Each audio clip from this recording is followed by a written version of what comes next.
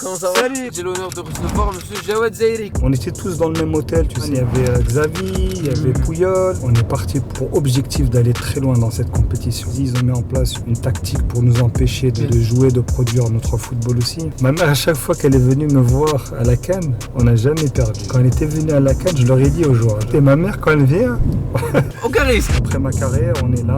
On se doit aussi de bien représenter le Maroc. Après, il y avait le penalty de Diaz. C'était pas beau à voir. Ton coéquipier le plus fort. Pour moi, c'était le meilleur joueur. Il y a Ayoub qui arrive de Lille, qui est un crack pour moi aussi. Ton meilleur souvenir en équipe nationale? Le rêve que j'avais quand j'étais petit et que je voulais porter ce maillot, une fierté. Il y a ando. Voilà.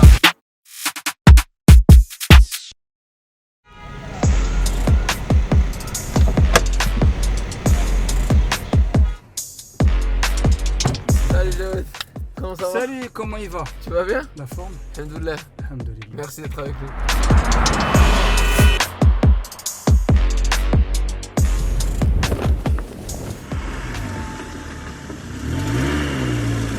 Bonjour à tous, bienvenue sur la chaîne YouTube de Skoda Maroc pour votre concept En route avec les Lions. Et pour cet épisode, j'ai l'honneur de recevoir monsieur Jawed Zaïri. Comment ça va Jawed? Ça va très bien, alhamdoulilah. Et toi? Alhamdoulilah, très bien. En tout cas, c'est un plaisir d'être avec toi. Ah bah le plaisir est, tout le partager plaisir est pour nous. Ce petit moment ici à Marrakech. En plus, il fait beau. Tout le plaisir est pour nous. Dis-moi d'abord, Ouais, tu es bien installé dans cette Skoda superbe? Je suis bien, confortable, à l'aise. Tout est bon? Voilà, tout est... Tout est bon, donc on va pouvoir commencer cette interview. D'abord, dis-moi, comment tout a commencé pour toi dans le football? Qu'est-ce qui a été l'élément déclencheur? Le Jawed, petit garçon, comment il a commencé le foot? Tu sais, comme la plupart des joueurs, au départ, on commence au quartier, on fait les communs, tout doucement, on joue avec les potes et tout. Et d'ailleurs, c'est de là où la technique est née. Tu vois. La technique, certains vont dire qu'elle est innée, mais bon, moi pour ma part, elle commençait dans les quartiers et tout ça. Et après, au fur et à mesure, on la développe. Et voilà, j'ai commencé dans les quartiers. Ensuite, mon père a voulu m'inscrire dans un club de foot. J'ai fait mes premiers pas et voilà, tout doucement, il a vu que j'avais des qualités. Donc il s'est dit, voilà, on va le suivre. Et voilà, au fur et à mesure, donc j'ai intégré le centre de formation de Guignon. Ouais. Voilà, pendant 3-4 ans. Et ensuite, j'ai signé mon premier contrat professionnel. Et comment ça s'est passé du petit garçon qui joue au foot ici à la professionnalisation en France, à Guignon? Moi, je suis né au Maroc, mais à l'âge de 2 ans, avec mes parents, on est parti en France. Okay. Donc, j'ai grandi toute ma jeunesse en France. Donc, pour revenir à ta question, écoute, au départ, c'est du loisir, se faire plaisir, etc. Mais à un moment donné, quand tu as 14 ans, 15 ans et que tu vois que les clubs te sollicitent pour intégrer un centre de formation, là, ça devient un peu plus sérieux et tu envisages éventuellement de devenir professionnel. Donc voilà, au départ, c'était du loisir. Et quand je suis rentré au centre de formation, là, je suis passé un cap supérieur. Et je me suis dit, là, faut que je travaille pour arriver à mon objectif. Et parmi les objectifs, c'était aussi de porter le maillot de... Alors justement, ce maillot-là, celui-là que le t'as, rouge, là. Exactement. Et qu'est-ce qui t'inspire ce maillot? J'allais y venir. Toi, ton aventure, elle commence très jeune avec l'équipe nationale. L'équipe nationale, franchement. Déjà, moi, depuis tout petit, je voulais jouer pour l'équipe nationale. Beaucoup d'inspiration quand je voyais, tu sais, déjà à l'époque 98, avec les joueurs Hadji, Naïbet, Camacho. Tu vois, c'était des joueurs emblématiques qui sont rentrés dans l'histoire et qui nous ont donné envie, nous, d'un jour de porter ce maillot-là. Voilà, j'ai dû faire les choses pour pouvoir un jour porter ce beau maillot. Ce beau maillot, grâce à Allah subhanahu wa ta'ala, bien sûr. Et quand tu rentres en jeu pour la première fois, première sélection avec le Maroc, tu es très jeune, c'est en 2000. Quel est ton sentiment, ta sensation quand pour la première fois tu es avec les A, tu es avec l'équipe nationale? Mais écoute, c'est une belle sensation, c'était magnifique de pouvoir porter pour de vrai ce maillot, et avec les A en plus. J'avais fait déjà les Jeux Olympiques, j'avais 18 ans, Et tout de suite après, donc j'ai pu porter le maillot de l'équipe nationale avec les A. Et là, je me suis dit enfin, je suis rentré dans le bain. J'ai mis un pied dans ce rêve-là. Mais après, tu sais, une fois que tu rentres dedans, c'est pas le tout, parce que c'est une responsabilité. Ouais. C'est porter le maillot de l'équipe nationale, ça demande, il y a beaucoup de pression. Tu es responsable. D'un côté, tu es ambassadeur du pays. Je me suis dit, maintenant que j'ai mis les pieds dans ça, il faut que je reste Ouais, et que je fasse, c'est plus compliqué, et que c'est je d'y fasse des rester belles finalement. choses avec. Et voilà, après, il y a eu la Coupe d'Afrique qui est arrivée tout de suite après. J'avais que 21 ans. On a fait un super parcours, des beaux souvenirs. Et avant de parler de la CAN 2004, les JO. Parce que beaucoup de gens, ils connaissent pas forcément le foot aux JO. En général, Jeux Olympiques, on regarde plus les autres sports. Et Ouais. mais comment ça se passe quand on est jeune comme ça? En plus, tu es allé en Australie. Ouais, C'est c'est vraiment ça. pas la porte à côté. C'est Donc ça. comment elle s'est passée cette compétition avec Mounchakh? C'est ça, j'ai fait ma première année moi, en tant que professionnel. J'avais 17-18 ans et je venais de débuter dans le monde professionnel. Et on a fait appel à moi parce que je pense qu'il manquait un joueur. Et voilà, on commençait à me découvrir à cet âge-là. Donc on m'a appelé pour pouvoir participer aux Jeux Olympiques. Donc moi j'étais encore jeune, j'étais surpris déjà de cette convocation, mais j'étais super content. Et ça a été une belle expérience. On avait l'Espagne dans notre groupe, la Chili. On était tous dans le même hôtel, tu sais. Il y avait, à l'époque, avec l'Espagne, il y avait Xavi, il y avait Puyol. Avec la Chili, il y avait Zamorano, Salas. Donc c'était des légendes de leur pays. Et pour moi, c'était moi qui venais de rentrer, qui débutait dans le monde professionnel. Ça a été une belle expérience. Et donc, comme tu as dit, tu es sélectionné pour faire la CAN 2004. D'abord, quand tu sais que tu es sélectionné, que tu vas jouer une Coupe d'Afrique, elle se passe en Tunisie, vous avez une super équipe, comment tu réagis d'abord à cette sélection? Une fierté, hein. Tu sais, une fierté. Mais comme je t'ai dit tout à l'heure, une fierté, mais toujours à l'idée de vouloir bien faire les choses. Parce que être convoqué, c'est bien, mais il faut le porter dignement, avec fierté, et vraiment faire de belles choses pour notre pays. Et voilà, moi j'étais jeune, j'avais 20 ans je pense, 20 ans, 21 ans, donc on avait un groupe avec beaucoup de jeunesse, des joueurs d'expérience aussi, et ça a été un beau mélange. Et voilà, on est parti dans cette compétition sans pression, quoi. Ouais. Voilà, on est parti, on a foncé. C'était aussi un petit peu notre qualité, hein. Et voilà, il y a eu ce déclic contre le Nigeria.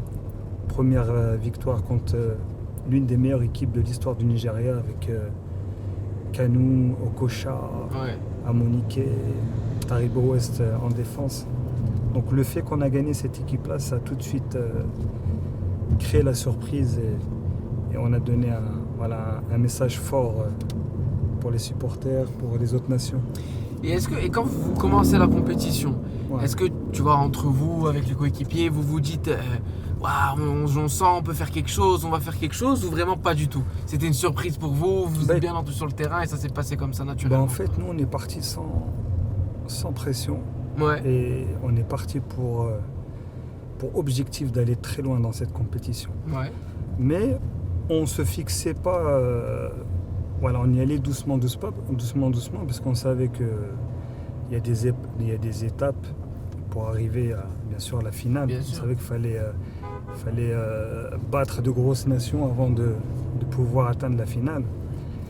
Et on connaissait nos capacités, et en même temps on prenait les matchs comme ils venaient, sans pression, et ça a été aussi notre force, je pense. Et pendant la compétition, tu marques un but contre l'Algérie en quart de finale, le 3e but, celui qui nous assure la qualification. C'était à la fin de la prolongation. Quand on marque pour son équipe nationale, en compétition officielle en plus, contre l'Algérie, et on les élimine, on passe en demi-finale, là tu es au maximum pour un jeune comme toi. Ouais, là tout de suite, là voilà, tu marques un peu les esprits. Hein. Tu marques les esprits, tu joues contre voilà, un pays voisin qui à chaque fois, comme tout le monde le sait, une belle rivalité contre nos frères algériens. Et voilà, en plus le scénario aussi. Il y a aussi le scénario, on est mené 1-0 à la 90e minute, on égalise avec Marwan qui met ce but d'égalisation. Ouais. Ensuite, Youss Hadji qui rentre, qui met ce deuxième but. Et moi qui clôture avec le troisième but. La cerise sur le gâteau. Voilà, là, ce match-là a vraiment marqué les esprits, tout le football africain. Hein. Et ça a été vraiment super souvenir. On avait cette impression que personne ne pouvait nous battre. Et voilà, on avait cette insouciance aussi qui était installée en nous. Et j'ai l'impression que ce match, vraiment, il a marqué les générations.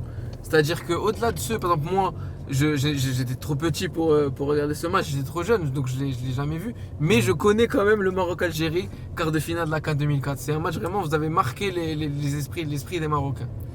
Bien sûr, ça c'est des matchs qui, comme on dit, qui sont tarikh. Exactement. Comme je te disais, le scénario, le contexte, les personnes s'attendaient à ce que le Maroc aille aussi loin. En plus, on a produit du beau jeu, du spectacle, on a été efficace. Donc c'était l'une des meilleures Coupes d'Afrique que le Maroc a pu faire durant l'histoire. Je suis d'accord avec toi. Alhamdoulilah. Alhamdoulilah. Et après, à cette finale contre la Tunisie, défaite 2-1. On sait c'est toujours compliqué de jouer contre le pays organisateur. Alors en finale, j'imagine même pas la complexité de la chose. Ouais, tu sais, les finales c'est toujours différent. Hein. Tu sais, jusqu'à la finale, on a fait une Coupe d'Afrique extraordinaire. Ensuite, à la finale, il y a toujours ça se joue à des détails. Toujours des petits détails qui font que. Bon, là, c'était en Tunisie, ils avaient le public avec eux. Après, ils nous connaissaient aussi, la Tunisie, ils ont mis en place une tactique pour nous empêcher de jouer, de produire notre football aussi. Il faut accepter. Hein. On aurait pu gagner cette CAN, malheureusement, on ne l'a pas gagné. Mais alhamdoulilah, on a fait un super parcours. Ouais.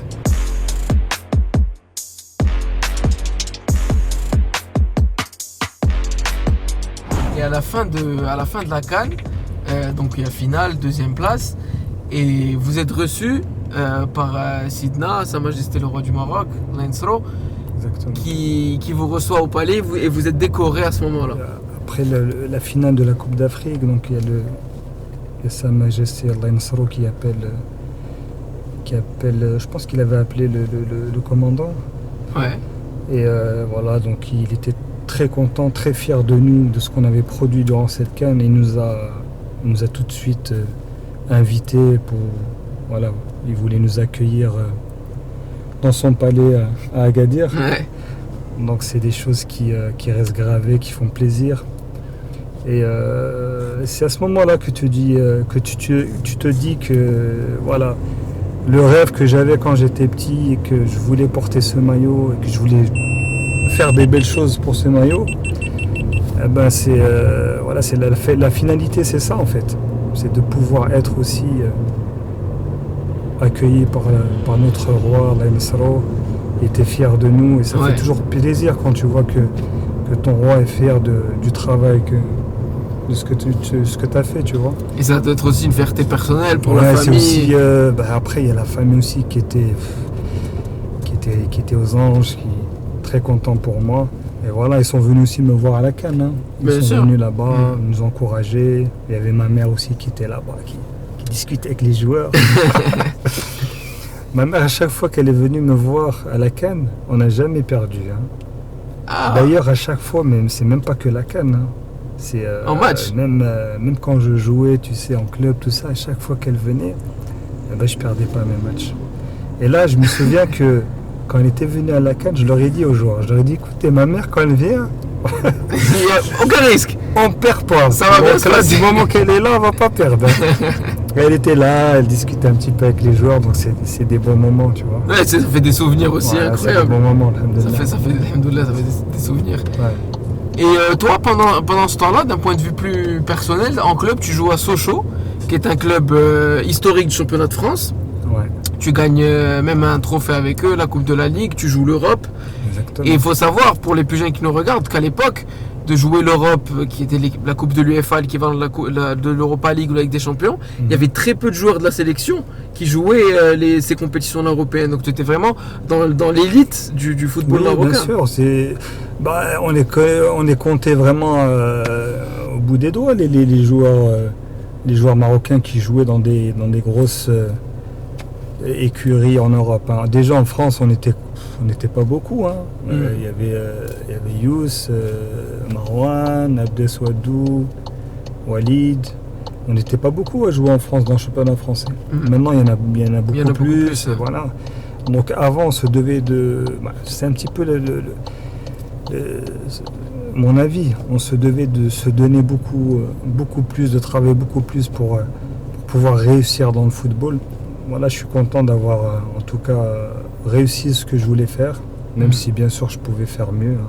On peut toujours faire mieux dans la vie. Bien sûr. Mais alhamdoulilah, voilà. Et toi, tu disais, c'est intéressant, tu disais c'était plus compliqué pour nous à l'époque que peut-être pour la génération de maintenant. J'ai cette impression que même en club, hein, je me souviens que moi, je devais me donner 2 fois plus que les autres pour pouvoir jouer. Ouais. Et j'avais cette impression-là aussi que j'avais pas le droit à l'erreur. Dès que je faisais quelques erreurs, tout de suite, je jouais peut-être un petit peu moins, etc. Contrairement à certains joueurs, tu vois. Ok. Mais bon, ça te permet aussi d'apprendre, d'être fort mentalement. Et c'est des choses qui, dans tous les cas, est un bien pour la suite de ta carrière. Bien sûr, ouais. Bien sûr. Et là, on continue notre balade, on est à Marrakech. On va arriver dans quelques minutes au showroom de Skoda de Marrakech. Je rappelle Skoda, voiture officielle des Lions de l'Atlas, qui nous permet d'avoir cette interview et ce temps d'échange. On les remercie. Avec plaisir. Et après, quand tu continues ta carrière, tu voyages un peu, tu joues en Arabie Saoudite, tu joues au Portugal, puis en Grèce, où tu vas être champion avec l'Olympiakos, qui est un club historique en Europe même. Et tu vas jouer la Ligue des Champions. C'est ça. Et là, tu arrives vraiment, encore une fois, au gratin du football européen. Tu es l'un des seuls encore à la jouer. Ouais, à cette époque-là, il n'y avait pas beaucoup de Marocains qui jouaient la Ligue des Champions. À cette époque, je me souviens, il y avait Marwan Chamakh. D'ailleurs, je l'ai affronté en 8e de finale de la Ligue des Champions. J'ai affronté aussi Mounir El Hamdaoui dans les phases de poule. Quand il jouait avec Al-Akmar à Z. Ouais. Donc il n'y en avait pas des milliers et des cents. Mais c'est vrai que jouer cette compétition-là aussi, c'est l'équivalent pour moi d'une Coupe du Monde, d'une Coupe d'Afrique. La Ligue des Champions, c'est quelque chose d'exceptionnel. C'est le rêve quand tu es jeune. C'est le rêve pour le joueur qui joue en club. En tout cas, c'est la meilleure des compétitions en Europe pour moi. Et on est en 8e de finale de la Ligue des Champions à ce moment-là avec Olympiakos. Ouais. Donc ça reste un bon souvenir aussi. Hein. C'est un très beau résultat pour l'Olympiakos de sortir de la poule. Après à ce moment-là, on avait quelques blessés, donc c'était un petit peu difficile là, sur le match retour. Ouais.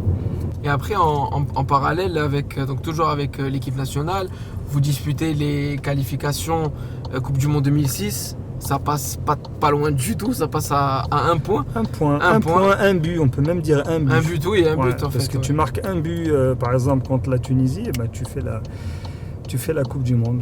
Et il y a certains matchs où on aurait dû mieux les gérer. Je pense notamment au match en Guinée, je pense. Hein. En Guinée, on a fait...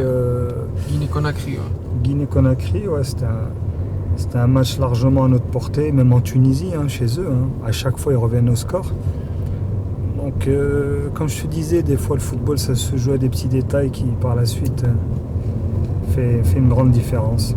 On aurait pu faire la Coupe du Monde et je peux te dire que si on l'aurait fait avec notre génération, on aurait peut-être créé une belle surprise aussi. Ah ouais.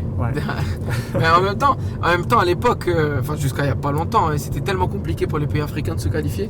Il y avait très très peu de place. Et quand il y avait souvent le Nigeria, l'Algérie, la Tunisie, le Maroc, ils y étaient souvent. Le Sénégal, le Cameroun, des équipes comme ça, c'était très compliqué de se qualifier. Exactement. Exactement. Là maintenant, le football africain se développe très très bien. Ouais. On a vu dernièrement avec le Maroc ce qu'ils ont produit lors de la Coupe du Monde au Qatar. Voilà, il y a le Sénégal aussi qui avance très très bien. Cette année, l'Afrique a leur mot à dire pour la Coupe du Monde aux États-Unis, Mexique et Canada. Ouais. Inch'Allah, de toute façon, le développement du foot marocain sera celui du foot africain et inversement, tout sera relié. Et avant de passer à des questions plus d'actualité, tu parlais de la Coupe du Monde. Comment ça se passe un peu, pour les gens qui nous regardent, une vie de vestiaire? C'est-à-dire dans une sélection? Parce que tu te retrouves finalement pas souvent. Il y a 3, 4, 5 rassemblements dans l'année quand il n'y a pas de compétition. Et on voit cette année par exemple, on a vu Real Madrid. Il peut y avoir des moments très bien, des moments beaucoup moins bien. Comment on gère au quotidien la vie dans un vestiaire comme ça? Ouais, c'est vrai qu'en sélection, on se retrouve que quelques fois dans l'année. Ouais. Donc le joueur qui vient en sélection, il doit être déjà prêt. Il doit être déjà prêt physiquement. Après voilà, le coach il a simplement quelques réglages à faire parce qu'il n'a pas le temps de préparer. Bien sûr. Voilà, généralement les joueurs se préparent en club et quand ils viennent en sélection, ils doivent être prêts. Nous, parfois, on arrive le lundi en sélection, on a déjà un match avec la sélection le jeudi. Ouais. Donc tu arrives, tu te prépares déjà juste tactiquement. Voilà. Généralement, le coach il sait déjà plus ou moins les joueurs qu'il va faire jouer. Ouais. Et voilà, après au fur et à mesure, écoute, les affinités se créent. C'est important aussi de mettre une belle ambiance. C'est sûr. Et après le football, voilà, les pieds parlent tout seuls. Hein. Les ando. Voilà. Et oui, voilà. Et après, quand c'est une compétition sur un mois, la Coupe d'Afrique, les JO, la Coupe du Monde, etc., là, tu as déjà un peu plus le temps pour préparer les choses avec le groupe. Et pour rebondir sur l'actualité, parce que ton actualité en fait est mêlée à l'actualité du football marocain, parce que pendant la CAN, donc qui a été organisée au Maroc, tu travaillais dessus en tant que consultant pour beIN Sport France, expérience que tu vas renouveler pour la Coupe du Monde. Donc d'abord, pour parler de la CAN, comment tu as vécu cette CAN pour la première fois du côté, non pas joueur, pas coach non plus, mais consultant? Comment tu t'es préparé? Quelles difficultés tu as trouvées? Qu'est-ce que tu as aimé dans ce métier-là? Et raconte-nous comment tu vas vivre cette Coupe du Monde 2026. C'est vrai que c'était tout nouveau pour moi de pouvoir voir le football différemment, avec un autre angle. Et franchement, c'est quelque chose qui m'a plu. J'ai eu l'opportunité de travailler avec beIN Sport, donc ils ont fait appel à moi pour être consultant pour les matchs du Maroc pour cette Coupe d'Afrique. Et voilà, ça m'a permis aussi de voir les choses différemment, d'analyser un petit peu le jeu du Maroc et les adversaires, etc. Donc c'est des choses très très intéressantes. C'était des choses nouvelles aussi pour moi. Mais bon, j'ai bien aimé en tout cas, une belle expérience. En plus, ça m'a permis aussi d'être sur place, de voir les joueurs, de pouvoir aussi les accompagner, de les encourager. On t'a vu plusieurs fois dans des interviews glisser deux, trois petits conseils comme ça. Même après ma carrière, on est là. On se doit aussi de bien représenter le Maroc. Bien sûr. Inch'Allah, je vais renouveler la chose avec beIN Sport pour la Coupe du Monde. On analyse et en même temps on encourage notre équipe nationale. Et je sais que donc, tu étais bord terrain pour la finale de la CAN, avant-match, après-match. Comment tu as vécu ça vraiment du bord terrain? On a vraiment vu les choses de très très près. De très très près, hein. J'étais vraiment au bord de la pelouse. Moi, c'est les pénaltys qui m'ont... Tu sais, c'était le match contre le Nigeria. Le Nigeria. Ouais. Là, les pénaltys, je me suis dit, oh là là, je me suis dit, c'est pas possible, on va pas passer. Et t'es là, tu vois, tu te dis, non, c'est... je me suis dit, c'est pas possible de pas faire la finale quand même, on est chez nous au Maroc. Là, franchement, les joueurs, ils ont assuré avec un Bonou qui a été sensationnel.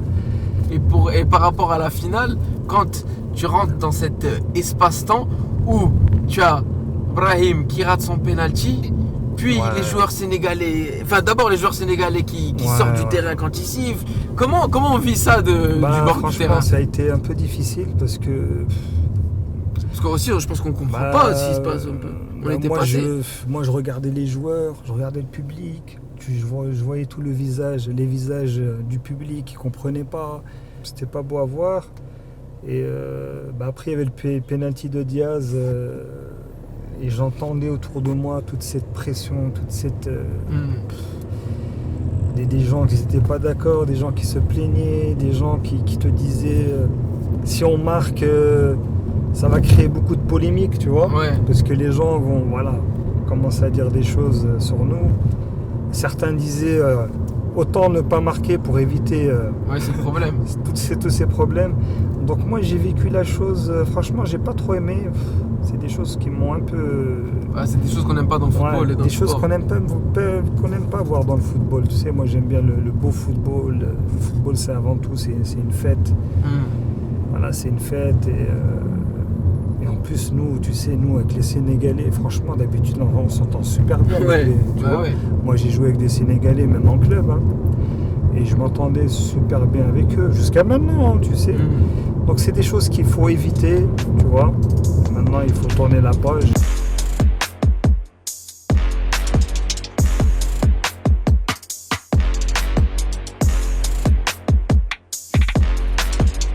Qu'est-ce que tu as pensé après la compétition du départ de Walid Regragui, que tu as connu comme coéquipier déjà Ouais. et comme coach en tant que consultant? Qu'est-ce que tu as pensé de son départ? Après c'est comme ça, tu sais, dans le football il y a des cycles. Ouais. Je pense que son cycle à lui était sur la fin. Et je pense qu'il s'attendait à ça aussi. Et moi je pensais peut-être qu'il allait faire cette Coupe du Monde et ensuite arrêter. Ouais. Bon, après ça n'a pas été le cas, donc ils ont pris la décision d'arrêter avant. Mais bon, maintenant, moi je pense que Walid a fait du bon travail. Il a fait vraiment de très très belles choses pour l'équipe nationale. Mais maintenant, faut se projeter vers l'avenir avec un nouvel entraîneur, Wahabi, qui va, avec ses nouvelles idées, il va apporter, Inch'Allah, de la fraîcheur, de la jeunesse, des joueurs qu'il a pu coacher en Coupe du Monde. U20, donc c'est aussi, c'est bien aussi, Inch'Allah, juste qui va bien débuter cette Coupe du Monde pour que lui aussi se mette aussi en avant, en confiance. Il a besoin de ça aussi, il a besoin d'un déclic pour pouvoir avancer. Donc en tout cas, je lui souhaite tout le khair, tout le bien pour son avenir, Inch'Allah. Et toi, tu es plutôt confiant pour cette Coupe du Monde? Inch'Allah, confiant. Il faut toujours rester positif. Même si on ne sait pas, c'est très difficile à pronostiquer, à donner des avis comme ça avant. Tu vois. Oui. C'est un nouveau coach, il y a des nouveaux joueurs, on ne sait pas trop comment, ce que ça va donner, etc. Ce qui est bien, c'est que nous, le Maroc, on a une belle jeunesse, on a du talent, des bons joueurs qui à chaque fois arrivent. Après, il faut juste trouver le bon équilibre entre les jeunes, les joueurs d'expérience, essayer de créer une belle ambiance, essayer de créer cette motivation aussi que Walid a su la créer à un moment donné, durant la dernière Coupe du Monde. Il a su tirer le meilleur de chaque joueur. Et toi, tu penses, si tu avais à donner un joueur qui aura un rôle clé pour le Montchekeb pendant la compétition? Un joueur, avant tout, le football, c'est un sport collectif. On a besoin de tout le monde, tu vois. Après, c'est sûr qu'il y a toujours des joueurs clés. Il y en a toujours. Il y a des joueurs d'expérience, des joueurs clés, des joueurs qui vont toujours, de par leur présence déjà, peuvent faire changer les choses. Je pense par exemple à Hakimi, tu vois. Hakimi, rien qu'avec sa présence, déjà, ça apporte quelque chose. Son charisme, sa présence sur le terrain, il va donner de l'énergie déjà pour tous les joueurs qui sont autour. Ouais. Voilà. Après, t'as d'autres joueurs aussi. Diaz, il a fait franchement, pour moi, Diaz, il a fait une Coupe d'Afrique exceptionnelle. C'était le meilleur joueur, je trouve. Pour moi, c'était le meilleur joueur J'espère qu'il est bien dans sa tête, en tout cas psychologiquement, qu'il a pu mettre de côté tout ce tout ce qui s'est passé. Après, il va y avoir des surprises, tu verras. C'est Il y a sûr. Ayoub qui arrive de Lille, Ouais. qui est un crack pour moi aussi. Hein. Mm. Donc il y aura des petites surprises. Il y a Jessim de Strasbourg qui peut faire des belles choses aussi. Non, En en tout cas, tout le cas- joueur clé pour moi, c'est Hakimi. Tu as Diaz aussi. Voilà, pour moi, c'est des pièces maîtresses de l'équipe nationale. Et là, et tu trouves, je sais pas si tu es d'accord avec moi, on a vraiment un effectif d'un Ouais. point de vue qualité, que ça soit technique, que ça soit physique, de très très haut niveau cette année Bien sûr. pour la Coupe du Monde. Bien sûr, comme je te disais, Anne, mais il y a une belle jeunesse, Mm. il y a beaucoup de talent. Maintenant, il y a aussi de l'expérience. Hein. Tu sais, à un moment donné, on se disait, ouais, mais le Maroc n'a pas trop d'expérience. Maintenant, ils commencent à avoir d'expérience. La Coupe du Monde, ils enchaînent les Coupes du Monde, ils enchaînent les Coupes d'Afrique. Même les gens, maintenant, ils disent que le Maroc, ils sont même favoris pour aller Ouais. très loin dans cette compétition. Donc maintenant, on ne doit pas avoir peur. Hein. Tu sais, faut aller là-bas pour faire un bon résultat. Et tu penses que ce serait possible de reproduire la demi-finale du Tout est Qatar? possible, bien sûr, tout est possible. Mais il faut aller étape par étape. On arrive dans quelques secondes Yes. au showroom de Skoda, ici à Marrakech. On va finir la vidéo par un petit jeu. Je te pose plein de petites questions et tu me réponds la première chose qui te passe par la tête. Allez, c'est parti. C'est parti.